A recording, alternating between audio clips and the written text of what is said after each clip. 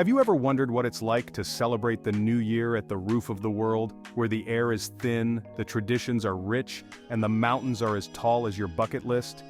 Well, buckle up because today we're diving into the colorful and mind-blowing festivals of Tibet. From the grand Losar New Year celebration, where families feast like there's no tomorrow, to the Saga Dawa festival that honors Buddha with dances, chants, and pilgrimages, Tibet's got it all.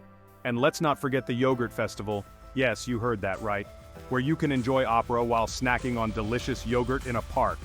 Get ready for a wild cultural ride because Tibet's festivals are unlike anything you've ever seen. Tibet, also known as the Roof of the World, is an autonomous region in southwest China, famous for its striking natural beauty and spiritual culture. Spanning over 1.22 million square kilometers, it is the second largest province in China, only surpassed by the Xinjiang Uyghur Autonomous Region. The landscape is dominated by the towering peaks of the Himalayas, with Mount Everest located on its border. The region's altitude, often exceeding 4,500 meters above sea level, contributes to its cold climate and rugged terrain, making large-scale agriculture challenging.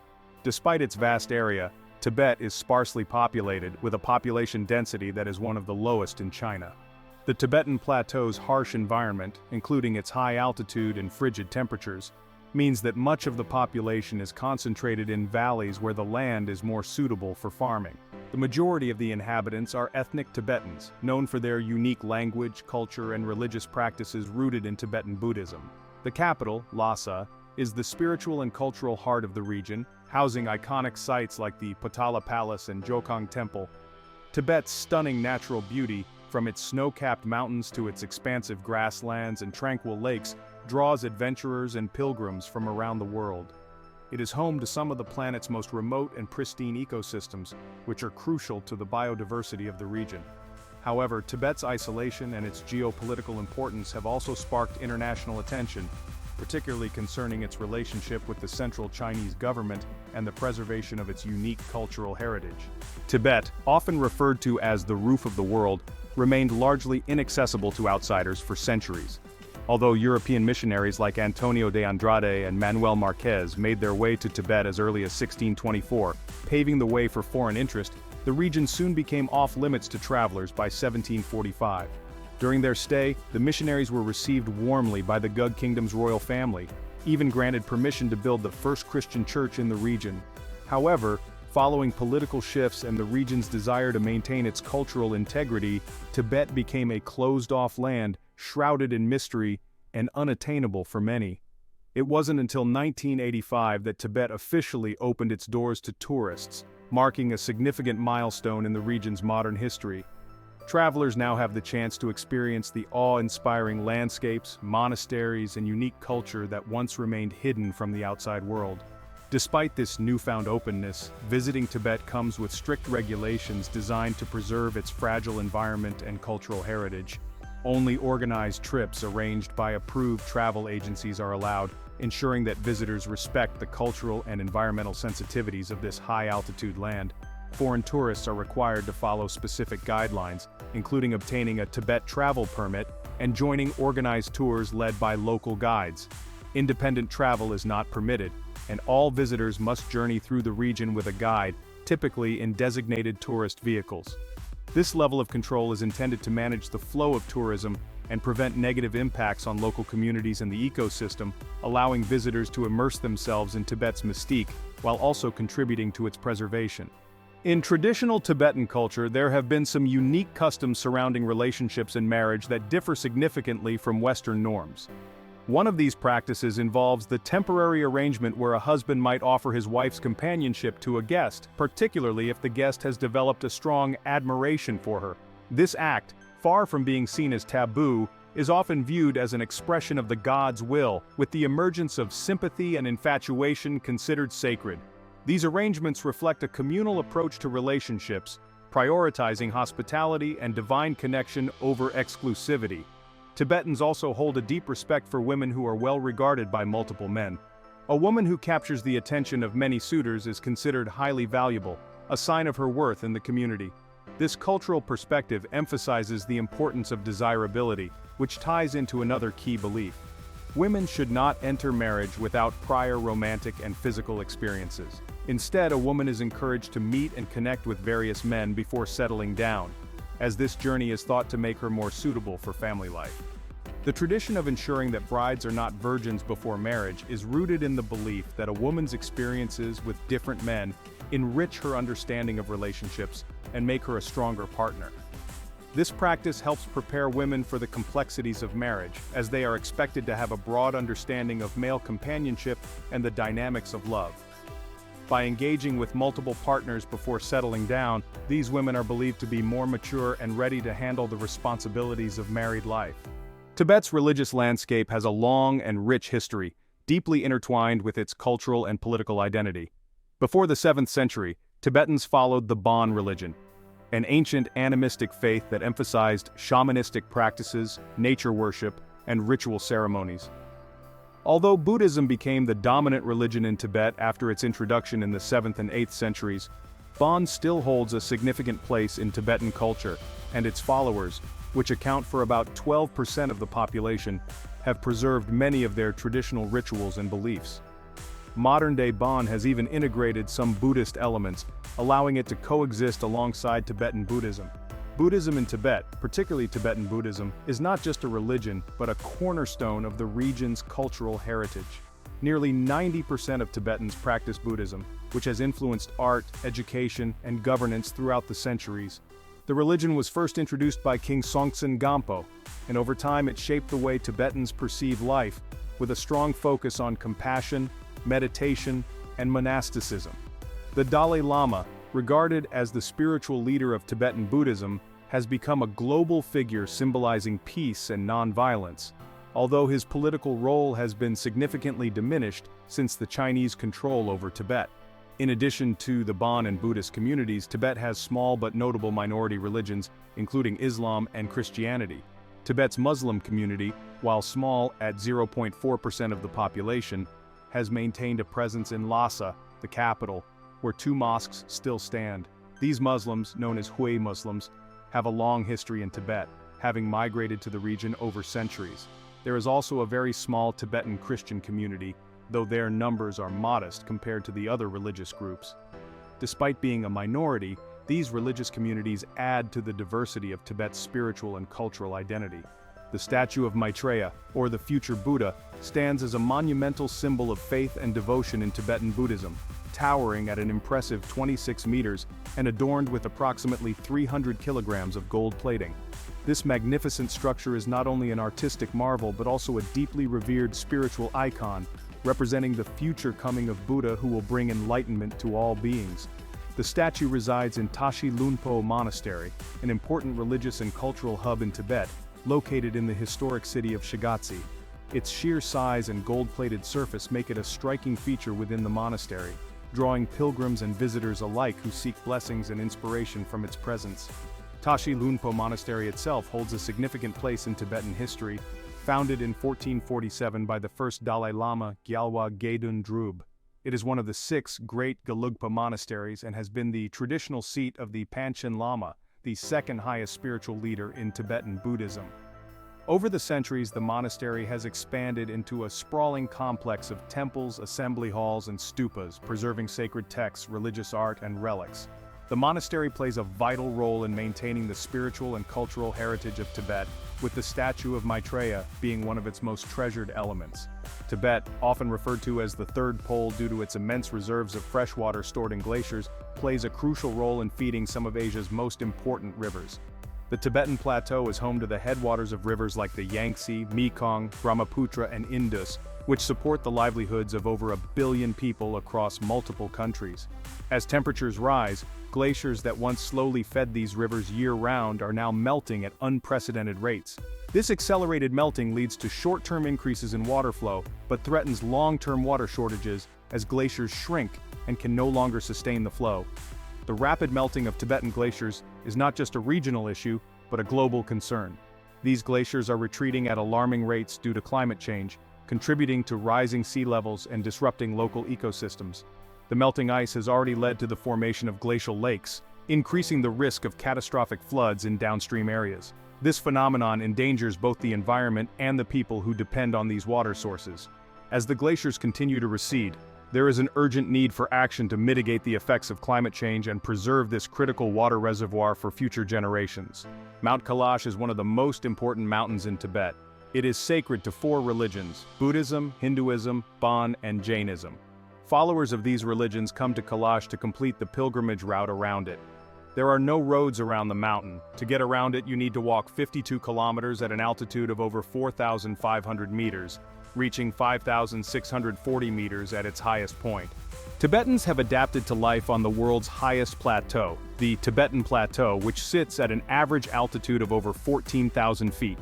Due to the thin air and lower oxygen levels, people from other regions typically struggle to function efficiently at such heights. However, Tibetans have developed unique genetic adaptations such as specific genes like EPAS1 and EGLN1 that allow them to use oxygen more efficiently. These genes enable their bodies to function with less oxygen compared to those who live at lower altitudes. Additionally, Tibetans have larger lungs, increased blood flow, and better oxygen transportation, making them highly resilient in their environment. This ability is not just theoretical but highly visible in their daily lives. For example, the Tibetan people engage in physically demanding tasks like farming, walking long distances, and performing religious pilgrimages without fatigue. One notable example is the religious circuit around Mount Kailash, which Tibetans often complete in just one day, while visitors from lower altitudes usually take 2 to 3 days to finish the same journey. This physical endurance has become an integral part of their culture and spirituality, showcasing their remarkable adaptations to high-altitude living. Highland barley, known as sampa in Tibetan, is a staple food for the Tibetan people and plays a vital role in their diet and culture. Grown at high altitudes where other crops struggle to survive, this barley thrives in the extreme conditions of Tibet's rugged terrain. Its resilience makes it an important source of protein, fiber, and carbohydrates for Tibetans, providing essential nutrients in a region where agricultural options are limited. Traditionally, it is roasted and ground into flour, mixed with butter tea, and eaten as a daily meal. Due to its rich nutrient profile, it helps Tibetans maintain energy levels and stay warm in the cold, harsh environment. Beyond its nutritional value, Highland barley holds deep cultural significance in Tibet. It is often used in religious rituals and offerings, symbolizing generosity and blessings. In monasteries, monks use barley during special ceremonies, where visitors are often blessed with barley flour as a sign of good fortune. Sharing sampa with the hungry is also a deeply ingrained practice, reflecting the Tibetan values of compassion and community. This humble grain is more than just food, it is a symbol of survival, spirituality, and kindness in Tibetan society. Butter tea, known as po cha in Tibetan, is a staple of daily life in Tibet and holds cultural significance beyond just being a warm drink. Made by churning brewed black tea with yak butter and salt, this rich and savory beverage provides a high-calorie boost that helps Tibetans endure the high-altitude cold climate. The drink is particularly helpful for people living in Tibet's mountainous regions where energy is quickly depleted due to the thin air and low temperatures. Its thick, soup-like consistency can feel unusual for visitors, but for Tibetans, butter tea is essential to their survival and health, consumed multiple times throughout the day. It also plays a central role in Tibetan social gatherings and religious ceremonies, often shared among family, friends, and even monks in monasteries. While butter tea may be the most well-known drink, Tibet offers other tea varieties that appeal to a broader range of tastes. Sweet tea is a popular alternative for those who prefer a lighter, more familiar flavor. Made with milk and sugar, sweet tea is commonly served in tea houses across Tibet and can be enjoyed alongside local snacks like momos, dumplings, or sampa, barley flour porridge. In larger cities like Lhasa and Shigatse, travelers can find a growing number of cafes and restaurants serving more familiar beverages, such as green tea, jasmine tea, and even coffee, catering to modern tastes while still preserving the unique tea culture that has been central to Tibetan life for centuries. Sky burial, or jader, is a deeply spiritual practice in Tibetan Buddhism, reflecting the belief in the impermanence of life. After death, the body is seen as an empty vessel with no further use, so offering it to the vultures symbolizes a final act of generosity and connection to the natural cycle. This practice aligns with Buddhist teachings about compassion and the transient nature of existence, as it provides sustenance to the birds while allowing the deceased to be reborn without attachment to their physical form. Families believe that through this act, the deceased is released from the cycle of suffering and reincarnation, moving closer to enlightenment. Environmentally, sky burials are also a practical response to the Tibetan landscape. The region's harsh climate and rocky terrain make traditional burial methods difficult, and firewood for cremation is scarce. By returning the body to nature through the vultures, Tibetans avoid the environmental toll of digging graves or burning wood, while staying true to their cultural and religious values. The vultures, revered for their role in this sacred ritual, are seen as messengers, helping the soul on its journey. Despite the decline of this practice in modern times due to urbanization and changing customs, it remains a powerful symbol of life, death, and ecological harmony in Tibetan culture. Tibetan is a rich and diverse language, with various dialects that reflect the region's complex geography and culture. The primary form, Standard Tibetan, is spoken mainly in Lhasa, the capital of Tibet, and serves as the lingua franca throughout the Tibet Autonomous Region, or TAR. However, depending on the area, there are significant variations in pronunciation, vocabulary, and even grammar across different regions of Tibet, Bhutan, Nepal, and India, where Tibetan communities are present. Despite these differences in spoken dialects, the written form of Tibetan has remained largely unchanged. The language plays a key role in preserving Tibetan identity and culture, especially in religious contexts. Classical Tibetan, the written form of the language, dates back to the 7th century, coinciding with the spread of Buddhism in Tibet. This ancient script was used to translate Buddhist texts from Sanskrit and continues to be the standard script for religious, legal, and historical documents. While modern spoken Tibetan has evolved and diversified, the classical script remains a unifying element across all dialects, enabling communication and the preservation of Tibet's spiritual and cultural heritage. The script's endurance highlights its significance in maintaining a shared identity among Tibetans, even amid political and social changes. Losar, the Tibetan New Year, is one of the most vibrant and beloved festivals in Tibet. It begins on the first day of the first lunar month and can last for 3 to 7 days. The preparations for Losar are extensive, as Tibetans clean their homes, decorate with special symbols, and prepare traditional dishes well in advance.